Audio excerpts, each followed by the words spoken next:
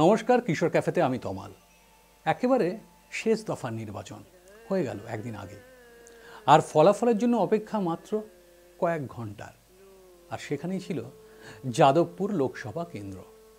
আর এই নির্বাচনী কেন্দ্রের নামটা শুনলেই এই মানুষটির নামটাই অনেকটা নামতার মতনই একেবারে অনর্গল হয়ে ওঠে। যদিও এবারের নির্বাচন লোকসভার, যেখানে যাদবপুর বিধানসভা কেন্দ্র ছাড়া বারুইপুর, পূর্ব পশ্চিম, সোনারপুর ভাঙড়, সোনারপুর উত্তর এবং টালিগঞ্জের মতো ছটি বিধানসভা কেন্দ্র রয়েছে।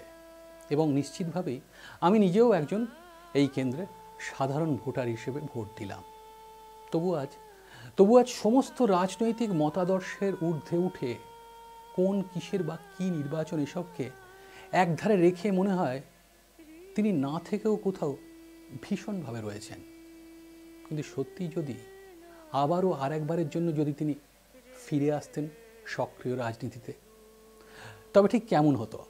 ঠিক যেভাবে এসেছিলেন 2001-এ কিংবা 2011-এ ক্ষমতা হারানোর পর কিছুদিনের একটা সাময়িক বিরতির পর। তার মাথার ওই দুধ সাদা চুল দেখতে আমরা সবাই অভ্যস্তই ছিলাম, কিন্তু সেদিন তার মুখের অপরিচিত একগাল সাদা দাড়ি দেখে মনে হয়েছিল, ওই সাদা দাড়িটা দেখে মনে হয়েছিল কোথাও যেন নিজের রাজনৈতিক প্রজ্ঞা অনুভবের কাছে একজন অভিমানী সেনাপতি হিসেবে তার ব্যর্থতার কৈফিয়ত চাইতে যেন তিনি নিজেই একটা অলিখিত বনবাসে গেছিলেন। ফিরে এলেন এক অপরিচিত চেহারায়, বিশেষত আজকের দিনে স্বার্থের এক অনুগত জনপিণ্ড হয়ে নিজের গোছাতে থাকা সমাজে আর যে কথাটা প্রায় চিলে কোটার ঘরে বন্দি থাকার মতন, সেই একটা কথা যেন মুখে না বলেও তিনি বোঝাতে পারতেন, আমি তো আছি। যেমনটা তার চিরাচরিত অভিভাবক সুলভ ভঙ্গিতে তিনি বলতেন। আমরা কি রেখে যেতে পারছি, কি রেখে যেতে পারবো আমাদের উত্তর প্রজন্মের জন্য? কার্যতই একটা অঙ্গীকার কথা বলতো বড়জোর 500 স্কোয়ার ফিটের বিবর্ণ দুকামরার ঘরে নিজের চূড়ান্ত সত্যনিষ্ঠতার বইমুখ সাংস্কৃতিক আভিজাত্যকে আগলে বেঁচে থাকা ওই ভদ্রলোকের মুখ জুড়ে।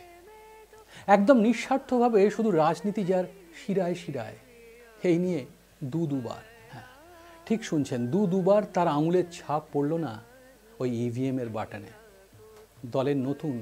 দলের যে সমস্ত নতুন প্রজন্মের কর্মী, সেই কর্মীদের জন্য আজ তিনি বিছানা থেকেই বার্তা পৌঁছচ্ছেন।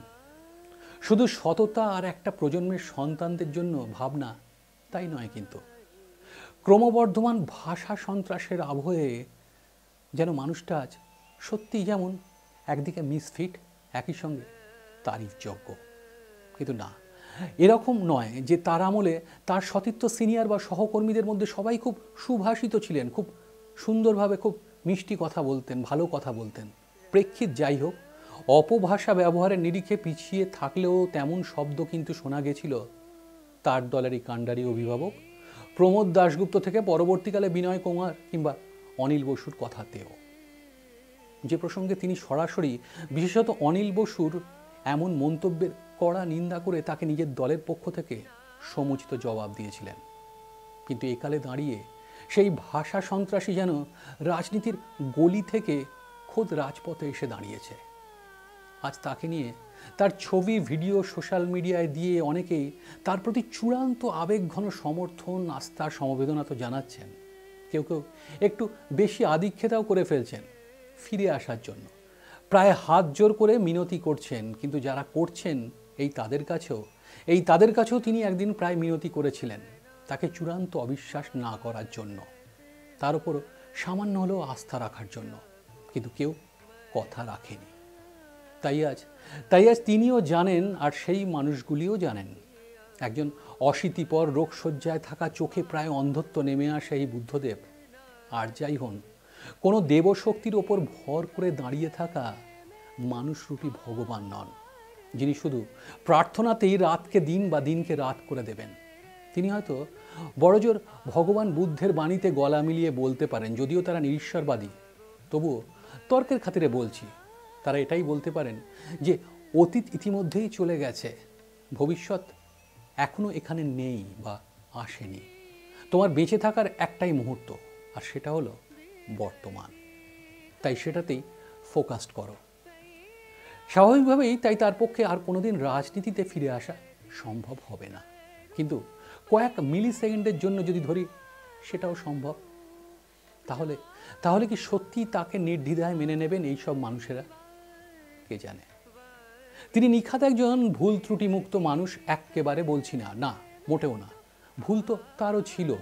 ভুল ছিল দ্বিতীয়বার মুখ্যমন্ত্রী হয়ে আসার পর কিছুটা বাড়তি আত্মবিশ্বাসের ওপর দাঁড়িয়ে মানুষের মন বুঝে ওঠার আগেই কিছু চটজলদি সিদ্ধান্ত নিয়ে নেওয়া। সে সময় বিরোধী দলনেত্রীর নাম করে তাকে আক্রমণ করাটা তার কাছে রুচি বিরুদ্ধ ছিল। যে কারণে বিশেষত 2006 ক্ষমতায় আসার পরে তিনি ওই যে আমরা ওরা করে শব্দটা ব্যবহার করে বোঝাতেন, আমরা ওরা, সেটাই কালক্রমে একটা ইস্যু হয়ে এরপর রাজনৈতিক মেরুকরণের মিথ হয়ে ওঠে। তিনি যে একেবারেই কোনো আক্রমণাত্মক কথা বলেননি তা কিন্তু নয়, কিন্তু যেটুকু বলেছেন তা কখনোই মাত্রা ছাড়ায়নি। একসময় নিজের দলের বিরুদ্ধে গিয়ে মুখ খুলতে গিয়েও যিনি দুবার ভাবেননি, সেই তিনিই কিন্তু মুখ্যমন্ত্রী হবার পর নিজের রাজ্যের একাধিক সিদ্ধান্তের ইস্যুতে দলের কেন্দ্রীয় কমিটি কিংবা পলিট ব্যুরোর ইশারা ইঙ্গিতের মুখাপেক্ষী হয়ে পড়েছিলেন খুব স্বাভাবিকভাবেই, যা সব ক্ষেত্রে মানতে তিনি নারাজ হলেও পার্টি লাইন মেনে হজম করতে হয়েছিল। সেসবও হজম করতে হয়েছিল। খুব সত্যি কথা বলতে তিনি ছিলেন আদ্যন্ত একজন শিল্পী মনস্ক আবেগপ্রবণ মানুষ। অনেকেই হয়তো বলবেন আবেগ দিয়ে রাজনীতি আর রাজপাট চালানো যায় না, হয়তো ঠিকই। আর ঠিক বলেই কোনো টিপিক্যাল রাজনৈতিক নেতাদের লোক দেখানো মুখমিষ্টতা নিয়ে প্রোটোকল সমৃদ্ধ ভালো মানুষই নয়। যেটুকু ভালোত্ব তার ছিল তা আবেগ মিশ্রিত সাচ্চা জননেতা সুলভ। এটা বলতে কোনো অত্যুক্তি নেই। আজকালকার দিনে একজন রাজনৈতিক নেতার নিরাপত্তার দায়িত্বে থাকা কোনো পুলিশকর্মী বা নিরাপত্তারক্ষীর কর্তব্যে গাফিলতি হলে ঠিক কী হতে পারে তা আমরা আগে এবং পরে বহুবার দেখেছি এবং দেখব। কিন্তু ওই 59 নম্বর পাম এভিনিউয়ের বাড়ির সামনেই তার নিরাপত্তার দায়িত্বে থাকা এক কর্তব্যরত পুলিশকর্মীর কাজের মধ্যেই ঘুমিয়ে পড়ার পর সবাই যখন সেই কর্মীর দিকে আঙুল তুলতে উদ্যত, তখন একমাত্র এই মানুষটি পাশে দাঁড়িয়েছিলেন ওই অসহায় পুলিশ কর্মীটির। এটা খুব সত্যি।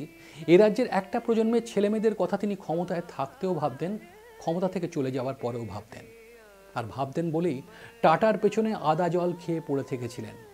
শালবনির মতো সে সময়ের এক হিংসাপ্রবণ এলাকায় নিজের প্রাণ সংশয়ের ঝুঁকি থাকা সত্ত্বেও পৌঁছেছিলেন জিন্দালদের ইস্পাত কারখানার জন্য। আর সেসব মুখ থুবড়ে পড়তে নিজে ক্ষমতা থেকে অপসারিত হয়ে যাওয়ার পরেও কিন্তু রাজ্যের নতুন প্রজন্মের ছেলেমেয়েদের ভবিষ্যৎ নিয়ে ভাবনায় এতটুকু খামতি ছিল না মানুষটার। ভাইব্র্যান্ট গুজরাটের সফলতার পরেই তাই তিনি প্রাক্তন মুখ্যমন্ত্রী হিসেবে দলের আর এক সতীর্থ গৌতম দেবের পরামর্শে নতুন সরকারের সঙ্গে রাজ্যের নয়া শিল্পায়নের উদ্যোগ হিসেবে বেঙ্গল লিডসের সামিট থেকে সরকারের সঙ্গে দলমত নির্বিশেষে একজোট হয়ে রাজ্যের শিল্প আহ্বানের ব্যাপারেও রাজি হয়ে গেছিলেন, যদিও সেটা সম্ভব হয়নি। সে যাই হোক, তবে কর্মসংস্থানের ব্যাপারে তিনি যে শুধুই পড়াশোনার মেধাবীদের কথা বলতেন তা কিন্তু একেবারেই নয়। নিজে প্রেসিডেন্সির একজন কৃতি ছাত্র হয়েও কিন্তু কখনো শুধু মেধাবীদের কথা তিনি বলেননি। বলতেন যারা একটু কম পড়াশুনো করেছে, যারা মাঝামাঝি, কিংবা যারা একটু বেশি পড়াশুনো করেছে, কম্পিউটারটা ভালো মতন শিখেছে, ডিগ্রি অর্জন করছে, এই সমস্ত ছেলেমেয়েরা সবাই তো একটা ভবিষ্যৎ তৈরির আশায় আছে। কর্মসংস্থান না হলে, শিল্প না এলে কি হবে এদের? কারণ তিনি জানতেন বড় শিল্পের হাত ধরেই আসে ছোট এবং মাঝারি শিল্প, মানে যাকে বলে অ্যান্সিলারি ইন্ডাস্ট্রি। ফলত চাকরি হবে সব মানের ছেলে মেয়েদের। এখানেই এবার অনেকে বলবেন ইন্ডাস্ট্রি তো ছিল এ রাজ্যে, ওনারাই তো শেষ করে দিয়েছেন। বিষয়টা অত্যন্ত বিতর্কিত এবং বিস্তারিত বটে, তাই এ ব্যাপারে আলোচনায় না গেলেও একটা কথা মানবেন যে কেউ, সেটা কি 34 বছরের মাঝেও বেশ কিছু 34 বছরের বামপন্থী শাসনে অনেক স্বচ্ছতার মাঝেও বেশ কিছু ভুল সিদ্ধান্ত নেওয়ার মধ্যে ওই সময় বেশ কিছু চালু শিল্প চলে যাওয়াকে বা বন্ধ হয়ে যাওয়াকে আটকাতে না পারাটাও ছিল একটা অন্যতম, সন্দেহ নেই। আবার উল্টো দিকে এটাও সমান সত্যি 1987 সালে প্রথমবার যাদবপুরের বিধায়ক হিসেবে নির্বাচনে জিতে রাজ্যের তথ্য সংস্কৃতি মন্ত্রী হওয়ার ঠিক বছর দুয়েকের মধ্যেই, মানে 1989 সালে এ রাজ্যেরই সল্টলেকের সেক্টর 5-এ ওয়েবলের হাত ধরে মোট 150 একর জমিতে তৈরি হয় রাজ্যের প্রথম তথ্য প্রযুক্তি হাব। 1999 সাল থেকে 2006 সালের মধ্যে যেখানে প্রায় 200টিরও বেশি ছোট বড় মাঝারি মাপের তথ্য প্রযুক্তি সংস্থার অধীনে কাজ করেছেন অজস্র ছেলেমেয়েরা, তবে ওটুকুতেই কিন্তু থেমে যাননি। 1989তে ইলেকট্রনিক্স কমপ্লেক্সের সূচনাকালের রাজ্যের তৎকালীন তথ্য ও সংস্কৃতি মন্ত্রী বুদ্ধদেব বাবু। কারণ এবার যে তিনি মুখ্যমন্ত্রী, আর সেই কারণেই একজন মুখ্যমন্ত্রী হিসেবেই এবার তিনি উদ্যোগী হন দেশের মধ্যে প্রথমবার গ্রিন ইনফরমেশন টেকনোলজি পার্ক তৈরি করার জন্য। 2006 সালে সেক্টর 5-এর বিপি ব্লকে সার্ভিস রোডের ওপর মোট 7.75 লক্ষ বর্গফুট জায়গার ওপর তৈরি হয় দেশের প্রথম গ্রিন আইটি পার্ক, সল্টলেকের আইকনিক ল্যান্ডমার্ক টেকনোপলিস। তিনি ভালো মতনই জানতেন তার দল সিপিআইএম কিংবা বামপন্থীদের তাদের কাছে রাজনৈতিক ভিত্তি আসলে কৃষি। অশান্ত 70-এর দশক, জরুরি অবস্থার মুখে দাঁড়িয়ে মানুষ যখন একটু স্বস্তির নিঃশ্বাস ফেলতে চাইছে, তখনই বিশ্বের একাধিক দেশের মতন সমাজতন্ত্র প্রতিষ্ঠার লক্ষ্যে এবং খেটে খাওয়া কৃষক শ্রমিকদের সঙ্গে বৈষম্য দূর করার শপথ নিয়েই বামেদের ক্ষমতায় আগমন। আর ক্ষমতায় এসেই তাদের নিজেদের পায়ের তলার জমি শক্ত করার জন্য যে অন্যতম পথটি তারা বেছেছিল তা হলো অপারেশন বর্গা।